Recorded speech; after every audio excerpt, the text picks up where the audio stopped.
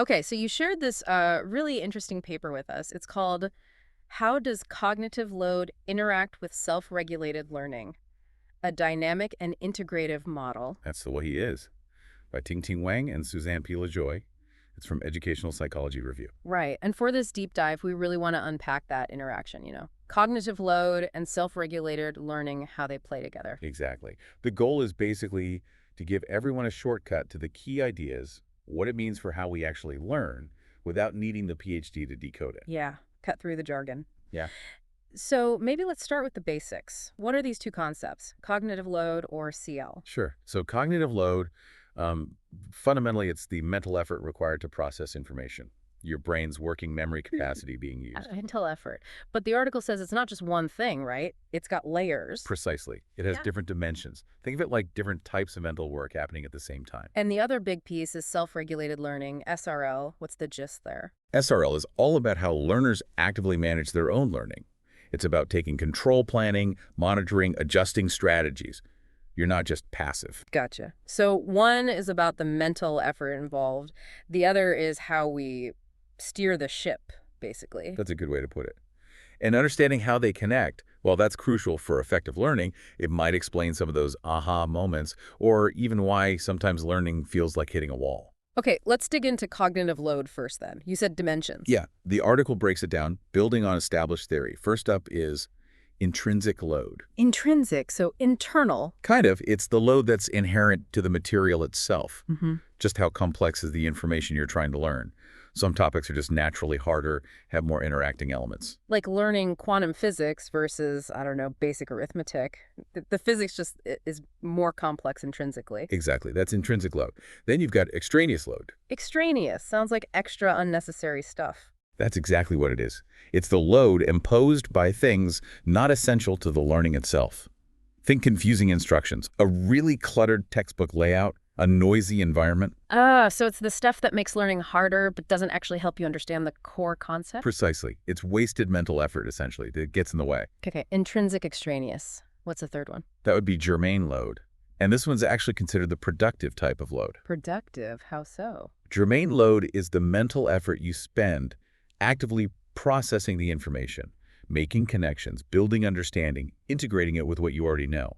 It's the effort that leads to actual schema construction, building those mental models. So intrinsic is the baseline difficulty, extraneous is the unhelpful noise, and germane is the helpful effort of actually learning and connecting ideas. You got it. And you might also hear broader terms like mental load or mental effort used to describe the overall demand. Okay, that breakdown is clearer. Maybe that baking analogy we talked about could help make it stick. Yeah, let's do it. Imagine you're learning to bake a really complicated cake, like a multi-layered French pastry. Okay, challenging. The sheer number of steps, the precise techniques, the complexity of the recipe itself, that's your intrinsic load. It's just a difficult recipe. Right, inherent to the task. Now imagine the instructions are badly written, maybe they jump between units, the pictures are useless, and your kitchen is a total mess. You can't find anything. Okay, yeah, that sounds frustrating. That's all extraneous load. It's making the process harder without contributing to your baking skills. It's just interference. Got it. The unnecessary struggle.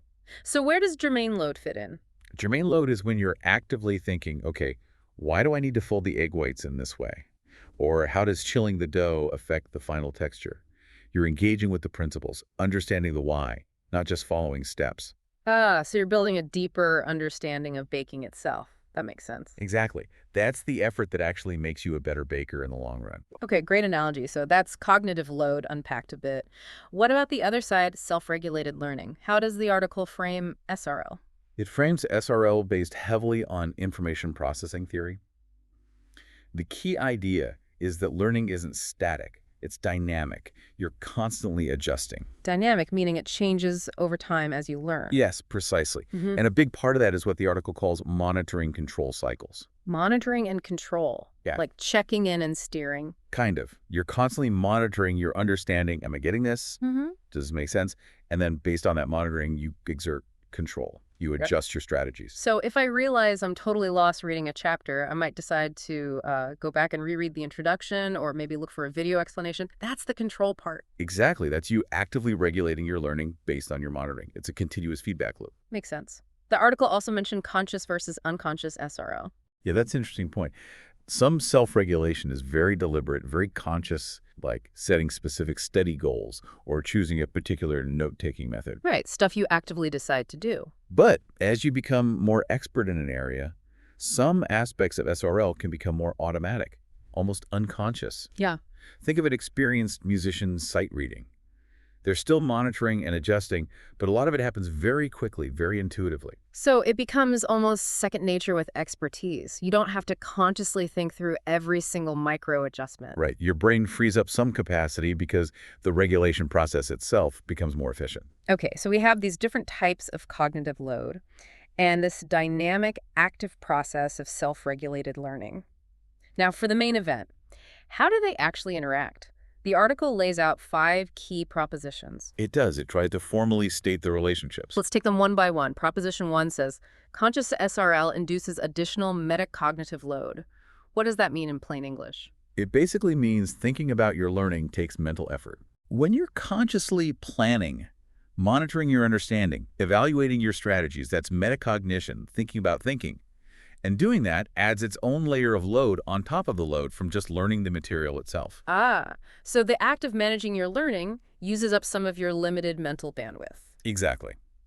Let's say you're studying for a test. The effort of understanding the concepts is one thing, but the effort you spend deciding how to study, which topics to focus on, quizzing yourself, that's extra metacognitive load generated by your SRL activities. Right. It's not free, mentally speaking, to be self-regulated. Not the conscious kind, no. Okay. Proposition 2. Invested mental effort is monitored and regulated during SRL processes.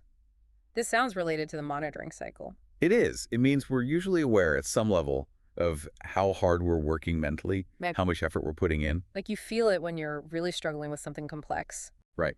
And that feeling, that perception of effort, influences your self-regulation. If you feel like you're putting in a ton of effort but getting nowhere, you're likely to stop and think, okay, maybe this approach isn't working. What else can I try? So you monitor the effort itself, and that feeds back into your control decisions. Precisely. The article connects this to metacognitive judgments. Your assessment of how well you're doing, how difficult the task feels. Perceived effort is a key piece of data you use. Okay, that makes sense. Proposition 3. Mental load affects SRL processes. This feels almost obvious, but let's unpack it. Yeah, it's pretty intuitive. If your total mental load is very high, maybe the material is super complex, high intrinsic, and the explanations are confusing, high extraneous, you just don't have much cognitive capacity left over to effectively self-regulate. So being overwhelmed makes it harder to manage your learning. Definitely. It's hard to step back, plan, monitor effectively, and make good strategic adjustments when your working memory is completely swamped, just trying to keep up with the basic information. You get bogged down. It's like trying to navigate with a map while you're also juggling flaming torches. Something's got to give. Good analogy. High load impairs your ability to perform those higher-level SRL functions. Okay. Proposition 4. Mental effort influences metacognitive judgments and further task selections. How is this different from Proposition 2? Proposition 2 is about monitoring effort to regulate current learning. This one is about how the effort you expended influences your judgments about your learning and what you choose to do next. Ah, okay. So how does effort affect judgment? Well, sometimes, if you've worked really, really hard on something, you might feel like you understand it better than you actually do. You confuse the effort itself with successful learning. Oh, interesting. Like, I struggled so much with that chapter. I must really know it now. Exactly. That feeling of high effort can lead to an overconfident metacognitive judgment. And that inflated confidence might then lead you to decide, okay, I've mastered this, I'll move on, even if you haven't fully grasped it. So the effort can skew our self-assessment and lead to poor decisions about what to tackle next. Yeah, especially if that effort was caused by high extraneous load, not productive germane load. You struggled because the material was badly presented, not necessarily because you were deeply processing it. That's a critical distinction. Effort isn't always a reliable sign of deep learning. Okay, last one. Proposition 5. Learners should optimize cognitive load during SRL. Optimize. not minimize. Correct. This is key. The goal isn't to make learning effortless. You need some challenge, intrinsic load, and you want to engage in effortful processing germane load to really learn deeply. So what are we optimizing then? You're trying to find the sweet spot. The idea is to minimize the extraneous load, the confusing instructions, the distractions as much as possible. That frees up mental resources. Okay, get rid of the unhelpful stuff. Right. And then you want to manage the intrinsic and germane load so it's challenging but not overwhelming. You want desirable difficulties that push you to engage deeply, allowing your SRL processes to function effectively without being overloaded. So optimize means reducing the bad load and ensuring the good load is manageable and productive for your self-regulation. That's the essence of it, finding that productive balance. Okay, those 5 propositions paint a pretty detailed picture of the interplay, and the article pulls this all together into a model. Yes, a dynamic and integrative model. It tries to visually map out how the different load types impact the different phases of SRL over time. We can't see the visual, obviously, but what's the core idea it represents? The core idea is that these things aren't happening in isolation. As you go through an SRL cycle, maybe setting a goal, choosing a strategy, monitoring progress, adjusting the different types of cognitive load, or playing distinct roles. How so? Well, intrinsic load is tied to the task itself. Extraneous load can pop up anywhere, poor instructions during strategy selection, distractions during monitoring, and it generally hinders the SRL process. Okay, it gets in the way. But germane load is tightly linked to the effective execution of SRL strategies. Like when you successfully monitor and realize you don't understand, the effort you then put into re-explaining it to yourself in your own words, that's germane load, facilitated by your SRL process. So the model shows extraneous load as an obstacle to SRL and germane load as something that happens within effective SRL cycles. Largely, yes. It highlights how reducing extraneous load is crucial for allowing effective SRL and germane processing to occur. The model's novelty is really in connecting specific SRL subprocesses, like planning or self-reflection, to these different load dimensions more explicitly than before. It's a more fine-grained look at the whole system working together. Exactly. It moves beyond just saying load affects learning to showing how different kinds of load impact the process of managing learning. So what are the big takeaways for someone listening? How can we use this understanding in our own lives? Well, on a personal level, just being aware of these different load types can be empowering. When you feel stuck or overwhelmed, you can ask yourself, is this material just really hard, intrinsic? Or is the way it's presented confusing me, extraneous? Or am I maybe not putting the right kind of effort, germane? So it gives you a framework for diagnosing learning challenges. Yes.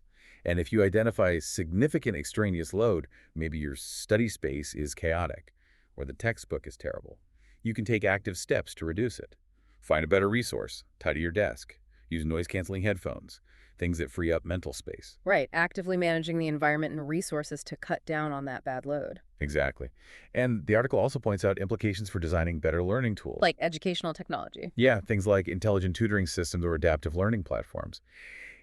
If these systems can estimate the learner's cognitive load and understand how it's impacting their self-regulation, they could potentially adjust the difficulty or offer support more effectively. So provide scaffolding when the load gets too high, or maybe reduce extraneous elements automatically. Potentially, yes. The model provides a theoretical basis for designing systems that are more sensitive to the learner's cognitive state and SRL needs. It's about creating environments that minimize unnecessary struggle and maximize productive effort. It really makes you reflect on past learning experiences, doesn't it? I can think of times I blamed myself for not getting something when maybe the materials were just really poorly designed, creating huge extraneous load. Absolutely. Or, conversely, times when something was really challenging, required intense focus, high germane load, but led to that deep feeling of understanding afterwards. Yeah, that productive struggle we mentioned. Recognizing those patterns in your own experience through this lens of CL and SRL can really help you become a more strategic learner going forward. This has been fascinating, really digging into how these two critical pieces fit together. So if we had to boil it down, what's the single most important message from this deep dive? I think it's that your mental effort, cognitive load, and how you manage your learning, self-regulation, are constantly dancing together. They're inseparable. Okay, they're intertwined. Deeply. And understanding that dance, knowing that there's different kinds of effort, some helpful, some hindering, and that your ability to manage learning depends on managing that effort. That's incredibly powerful. Hmm. It lets you move from just trying harder to learning smarter. It's about being intentional with your mental resources and actively shaping your learning process. Exactly. Be mindful of the load, optimize it, and regulate your approach. Right. Okay, so to leave our listeners with something to chew on, here's a final thought based on what we've discussed. How might really consciously tackling the extraneous load in your next learning task, actively seeking clarity, organizing your space, minimizing distractions, how might that deliberate reduction in bad load actually unlock more capacity for the good germane load and make your self-regulation feel, well, easier and more effective? That's a great question to reflect on. How can clearing the clutter help you focus on what truly matters for learning? Definitely something to consider. Thanks for joining us for this deep dive.